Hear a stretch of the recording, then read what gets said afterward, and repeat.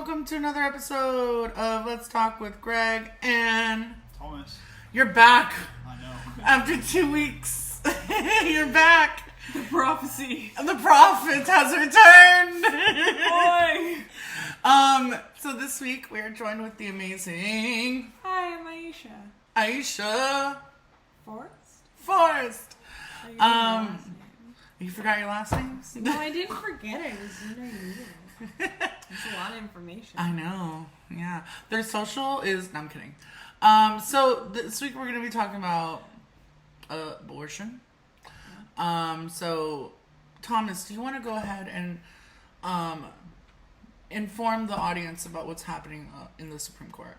Yeah, so right now, a lot of people are on edge because the Supreme Court not only has allowed Texas's abortion ban to go through or be legitimized, they're also, don't quote me on this, I believe they're scheduled to hear a case being put forward to the Supreme Court which could in fact end Roe versus Wade.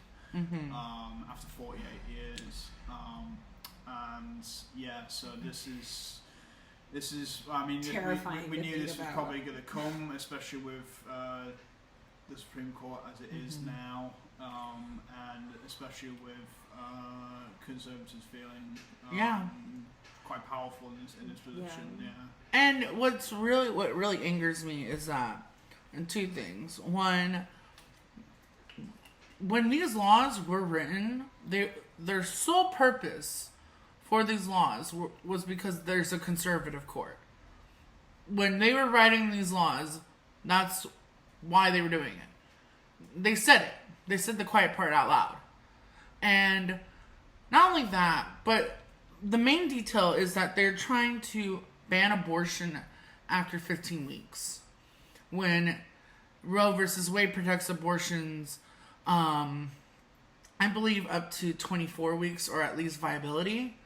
And go ahead, Thomas. I was going to say Texas's law actually is after 6 weeks. Yeah. So that's how short the time frame is in terms, and not just that. I believe it was either today or a few days ago. Don't quote me on that. Sorry.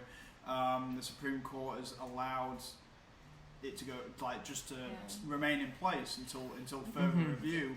Which implies that the Supreme Court is already on the side of ending Roe versus Wade if they're allowing this to happen, if they're allowing this to continue. Yeah. Not only that, most women don't even know that they're pregnant until about 6 weeks. Yeah. That's the average time. So it's like, by the time you even learn that you're pregnant, you can't do anything about it. Yeah.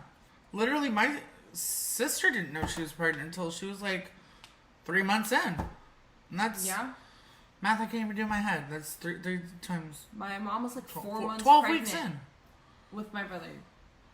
With no clue. Not an idea. Mm-hmm. Yeah. And what it's really going to do is it's going to just end safe abortion. Because it's going to affect women of color, poor women. I shouldn't just say women. People with uteruses are going to be affected by this because they won't have that safe access to healthcare, which abortion is healthcare.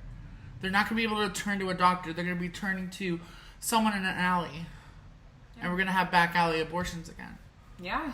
Well, you already have it's already a very costly thing to do in the first place because a lot of people have to go to Planned Parenthood, which is not. It's not like a country that has a national healthcare service where they do it free of charge. So the barriers are already there for someone who is poor. Like you said, Greg, it's just gonna go into it's gonna be shoved into a dark corner of the street, and it's gonna be absolutely horrendous. And like we said, I think we've said this before, but people with money will not lose access to abortion. They will never. Especially people like rich liberals, rich conservatives. They, if they need it, they will fly to a different country, or they will, they'll be able to do something. It's just you're just criminalising it for poor people and just ordinary Americans. But yeah. You wanted to say something? No, I just thinking about it is terrifying. It's going to increase maternal death. You guys care so much about children. That's the reason why you guys are pro-choice, but you're going to allow babies to die. Mm-hmm. You're going to allow women, mothers to die. You're going to allow children, and this is all for life, yet they don't support oh my gosh, universal health care. They don't support immigration. They don't support the children that are already existing. Yeah, I think what's quite telling, especially from Justice what's her name, Amy Coney Barrett. Yeah. She made a comment about how actually she's not too concerned because people can just have the babies and leave them at fire stations, and that was a comment that she made. So that's someone who's on the Supreme Court who just believes that it's better to have children that are not wanted in the first place, leave them at a fire station or a police station, and then they go into a system of foster care or orphanage or where they will be abused. America's social care is just absolutely horrendous. We've known this. If you ever read Malcolm X's book, he makes this very clear about after his dad died, that his mom went into mental health issues, and he was basically taken by the state and put into a foster care system that was absolutely horrendous, and it still is horrendous to this day. So this is it's just disgusting on every level. And I think back to, you made a point about how these people just love kids. I really want to emphasize that pro-life is not pro-life. You don't care about people after they're born. Like Greg said, you don't care about people having access to health. Not say access. Don't care about people having healthcare. You don't care about people having housing. You don't care about, none of these things exist. We have to destroy the idea that these people care about the lives of children, the lives of parents, and the lives of people, because that's just not true. All they care about is, for some people, it's religious dogma. For others, it is a system of control and basically telling people that they have to live a certain way and act out a certain way in society. And we just have to end the idea that they care about the lives of kids and people. Now, while we were in our pre-show talking, Aiesha, you brought up an extremely important article. Oh, yeah. So this happened in early October of this year. This woman, her name was Brittany Pula. She was only 20 years old. She was found guilty by a jury on the Comanche Country District Attorney's Office in Oklahoma. They said methamphetamine use was the cause of the loss of her fetus. However, the death from the DA differed from the medical examiner. Pula was between 15 and 17 weeks pregnant when she suffered from a miscarriage on January 4th, 2020, according to the medical examiner's report review Tuesday today. The reporter said the miscarriage could have happened due to genetic anomaly or placenta abruption. If you don't know, placenta abruption is when suddenly the placenta just detaches from the uterine wall, and the placenta is basically what keeps the baby alive. Yeah. If it's not attached, and it's a very common thing to happen when people with uteruses have reproductive issues as it is. Yeah. So there's that. And they did note there was evidence of Pula using methamphetamine as it was found in the baby's liver and brain, but the medical examiner did not assign it as a cause of death. So these people care about the life, the non-life of this fetus, because the fetus is, it's a fetus. It's not a baby. And then, but God forbid a fetus dies or whatever. But when a black man gets shot by the police, in actual life, no one cares. That's what I'm saying. We have to end the idea that these people actually care about life and or care about. Sorry. Yeah, sorry. I was going to say, like, we just have to completely end the debate on this, because people who give, they give people a little bit of leeway and say, well, maybe they just really care about children, or they're just looking out for a life that could have been. I'm like, you either register that the person who's having this child has the right to the autonomy of their own body, and if we're gonna go down that road, we have to say, well, then in which case that life comes first, full stop, because they're here right now on Earth, and they're the ones having to carry this child, and they're the ones that have to carry the burden that comes with that. Go ahead. I was going to say, it's the fact that this woman suffered a miscarriage. Yeah. She lost the life of her child, and we're arresting her, putting her in jail for losing her child, while yes, suffering from addiction, but that addiction, as said by the medical examiner, was not a factor into her miscarriage. Yeah. So how can she be charged with manslaughter? Exactly. And like Thomas said before, this is a way of control. This is a way of controlling a minority of people. Well, basically anyone with a uterus. Why do I keep trying to say fetus? I don't know why my brain is not here today. But anyone with a uterus, they're just trying to control, because that's the misogynistic patriarchy thing, is to control someone who is appearing less than or weaker.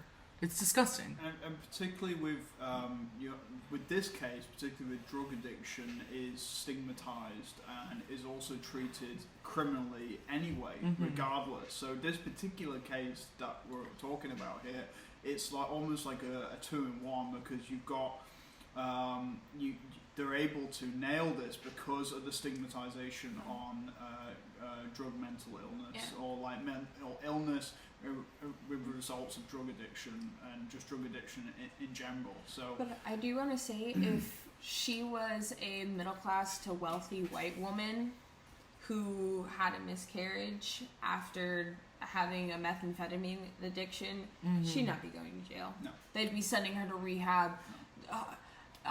Telling people telling her how sorry they are for her loss. I hope you feel better. All of these different things, but since this was a Native American woman, she's been charged with manslaughter, and that's where race and class comes into like all laws, because regardless of this being abortion or this being drugs, or there is in this system a systemic bias against people of different races and people of lower class. So yeah, I mean, all I can say to close this off is power comes from local. So try to make sure that people who represent you locally are the right people, and I still believe in voting, at least when it comes to locally. So all I can really say is that be on the right side of history, and let's just hope that a miracle happens and we don't go back 40 years. I would like to add that this isn't just a one-party issue, like it's being made out to be in real time. Democrats have had 50 years to codify Roe versus Wade, and didn't. They could have implemented actual legislation. In fact, Obama promised to when he got if you go back, I think I posted this on Instagram. He actually had a bill that he said he was going to sign that would literally codify Roe versus Wade, the moment that he was enacted into office after 2008. I mean, thanks, Obama. After his election win, his first election win, and never basically just never got around to doing it or picking it up ever again. When he had both houses of Congress. So this is, Democrats have used this as a fundraising mechanism to basically keep people on their toes and keep people scared. Yeah. And Republicans have been using this as a weapon to also rile up, their people and weaponize it and. Same thing they do with every issue. The Democrats, racism, climate change, abortion, LGBTQ rights. This is the most important election in history. We've had how many the most important elections in history? How far back do you want to go? How far back do we need to go? Because it shouldn't be the most important election in history if you actually get your shit together. Yeah. So I would say in this moment we could look to countries like Poland and the way that they when it came out that they were trying to ban abortion, they took to the streets. Take to the streets. I don't see a political. I just honestly don't see a political way of dealing with this situation because the Democrats will not do what they have to do, which is get rid of the filibuster or expand the Supreme Court. They won't do any of that because they are they keep telling themselves that they can just do decorum politics, and unfortunately, that is a centrist neoliberal way of thinking that doesn't do anyone any good. So, like I said, I just think I hope. But we'll see. We'll see if America's prepared to do something. Because. Aiesha, do you want to say anything to close us off? All I would say is I know how hard it is to even want to vote anymore. I feel like most people feel like it's not going to do anything. But we have to start from somewhere. Like Greg said, start locally. We have to start from somewhere. And hit the streets and be mad. And be mad as hell about it. Alright. Be good people. Yeah. Bye. Well, we're not leaving yet. I also wanted to shout you out. It's done. I wanted to shout you out. Yeah, so Aiesha's a really good friend of mine. And, we always have these amazing conversations. These deep ass thoughts at 3 a.m. For real, sometimes when I have anxiety, I'll call this bitch up and be like, "Hey, talk history with me. Talk real things with me." Okay, bet. But yeah, well, thank you so much for joining us with this conversation. Thank you so much for having me. And Thomas and I will be back next Monday, y'all. Toodles. Bye. Bye.